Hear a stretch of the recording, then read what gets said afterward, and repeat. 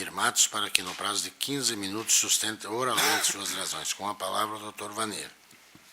Excelentíssimo senhor presidente, conselheiro Idardi Petrovski, no exercício da presidência dessa corte, demais conselheiros, sinto-se cumprimentados na pessoa do conselheiro Algir Lorenzon, decano da casa, conselheiros substitutos, colegas de casa, tanto na época em que trabalhei nesta corte, quanto os advogados que aqui atuam e elaboram.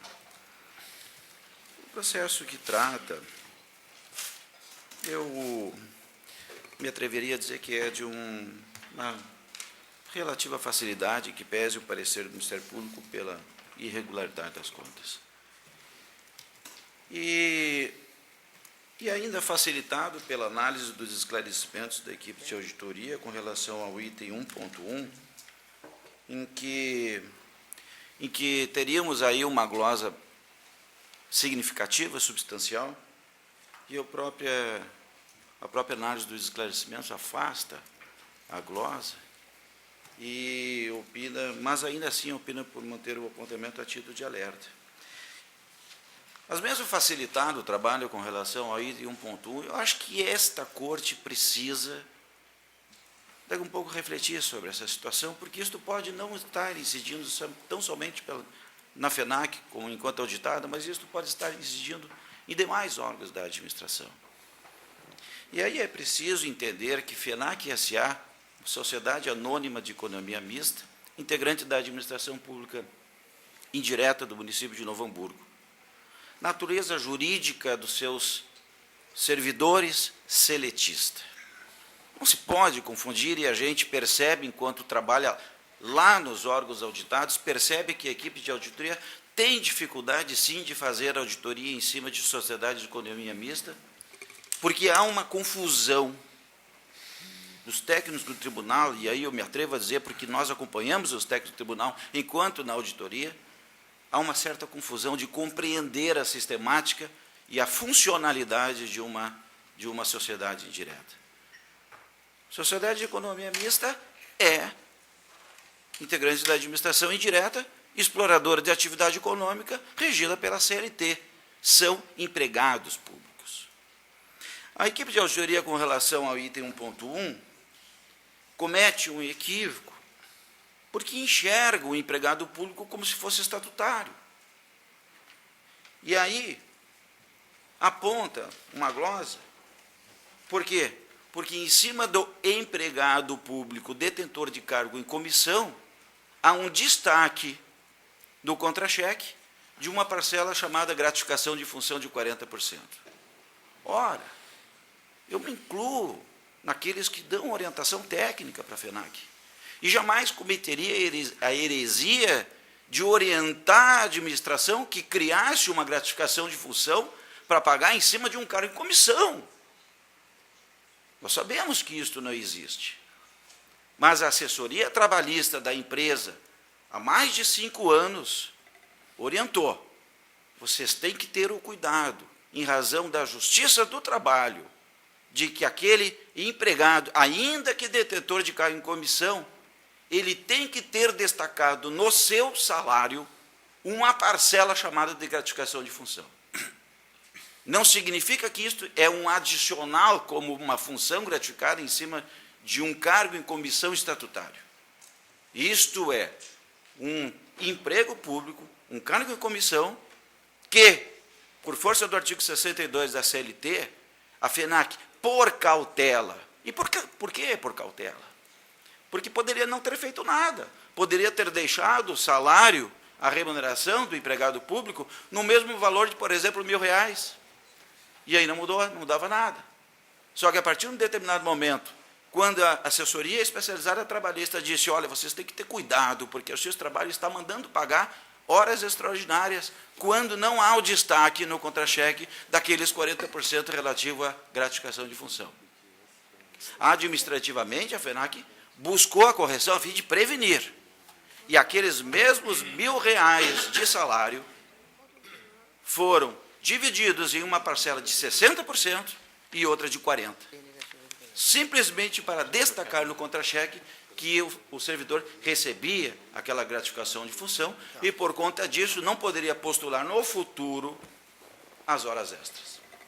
Por quê? Porque, na ótica da Justiça do Trabalho, se não estivesse destacado, ensejaria depois uma postulação de serviço extraordinário se não tivesse destacado os 40%. Então, esta é a realidade.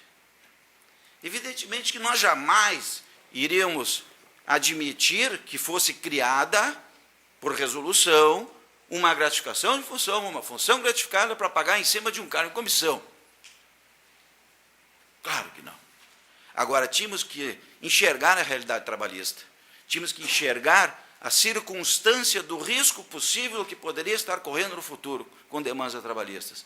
E aí optou-se, vamos com segurança, vamos fazer o seguinte, aqueles R$ 1.000 não sofreu um acréscimo de 40% para se transformar em 1.400. Aqueles R$ 1.000 sofreu um destaque de 40% dentro dos 1.000, onde 400 eram de gratificação de função e 600 de salário.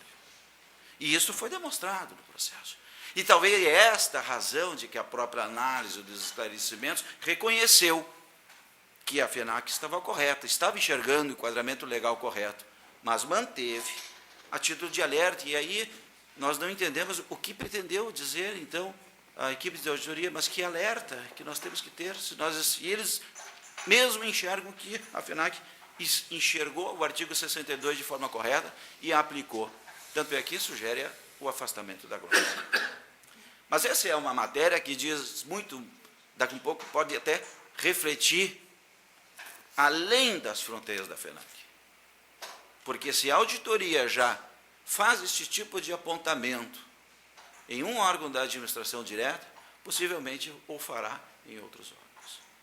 Então, na verdade, nós estamos, assim, facilitados pelo relatório de auditoria, quando propõe o afastamento da glosa, porque enxerga realmente a incidência do artigo 62 da CLT, afasta o apontamento, mas mantém uma sugestão incompreensível de alerta.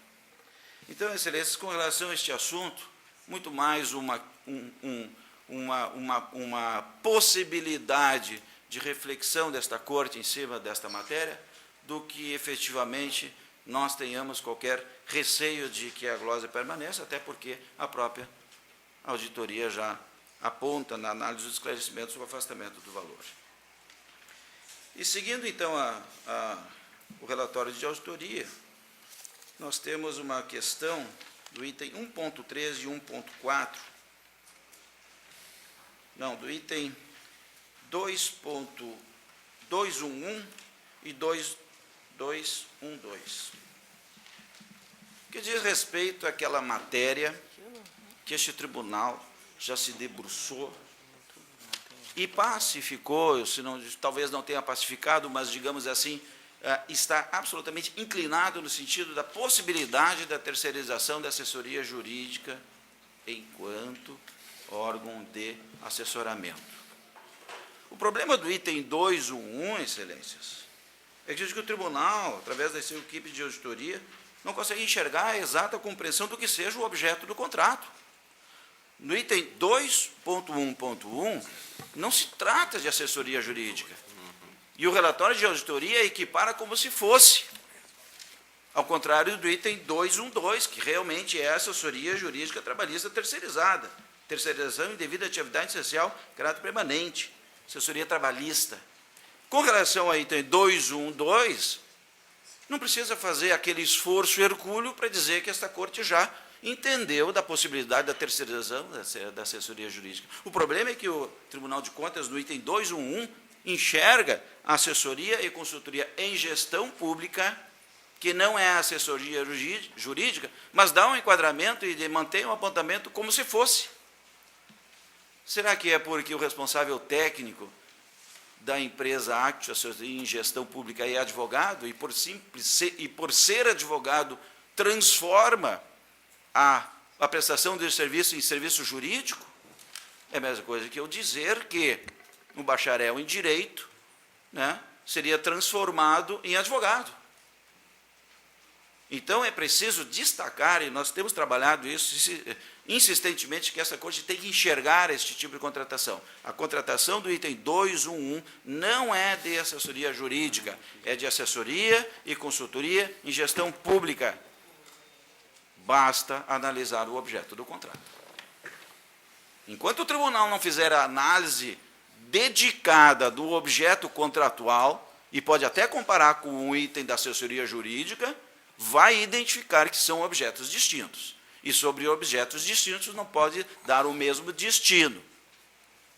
Então, excelências, com relação aos itens 211, o objeto, não sendo assessoria jurídica, e sim assessoria e consultoria em gestão pública, mais ampla, exatamente como foi enxergada pelo conselheiro João Luiz Vargas nesta Corte, em que entendeu que a assessoria era muito mais ampla do que uma assessoria jurídica e, portanto, regular, e isto foi lançado nos nossos esclarecimentos como precedente, diferentemente do item 212, que é efetivamente uma assessoria jurídica, e aí estaria, sobre este aspecto, albergado pelo novo entendimento desta Corte. Prosseguindo, excelências, assim, até para finalizando, o item 213, a própria Corte de Contas, na análise dos esclarecimentos, reconheceu que a assessoria de imprensa estaria dentro da atividade meio e, portanto, não estaria, poderia ser afastada a questão da irregularidade lançada. E aí um importante registro, item 221, que o relatório denomina de terceirização indevida da atividade comercial, o fato, promoções e eventos limitada. Se formos buscar pela memória, conselheiro Algir Lorenzon, esta casa, através de um voto seu, debruçou sobre o assunto e, efetivamente, lá no processo 5152, Vossa Excelência fez uma análise profunda da questão da terceirização da representação comercial na FENAC. Esta Corte entendia que a área de representação comercial, aquela que prospecta o mercado na venda dos espaços físicos, na venda das feiras, na venda dos eventos, prospectando a FENAC em nível de Brasil e em nível mundial, porque nós temos concorrentes na área de eventos que são da Itália, são da Alemanha, esta representação comercial, esta Corte queria que fosse concursada. Avaliado os seus empregados públicos com uma prova de português e matemática. E nós nunca admitimos isso. E não podíamos admitir. Tanto é que a FENAC lança edital de concorrência pública, terceiriza a área de representação comercial, aonde o contratado tem que demonstrar uma efetiva qualificação técnica e é contratado. Este responsável, este representante comercial, detém, que é uma personalidade jurídica, detém sobre o comando dele mais N representantes comerciais que viajam o Brasil e que viajam o mundo prospectando FENAC. E esta análise, muito bem feita pelo conselheiro Algir Lorenzon, acabou revertendo no processo 5152 esta avaliação de que haveria necessidade de concurso público na área da representação comercial. Então, na verdade, o nosso trabalho em tribuna é chamar a atenção. Porque sobre esta matéria, se nós já temos um julgado desta Corte de Contas reconhecendo que a atividade de representação comercial é possível ser realizada através de terceirização, é que nós, então, temos o dever de chamar a atenção do Pleno, para que se evite decisões conflitantes, para que se evite depois eventuais pedidos de revisão, enfim, né? E o assunto acabe não se polemizando mais do que já foi ainda por esta Corte.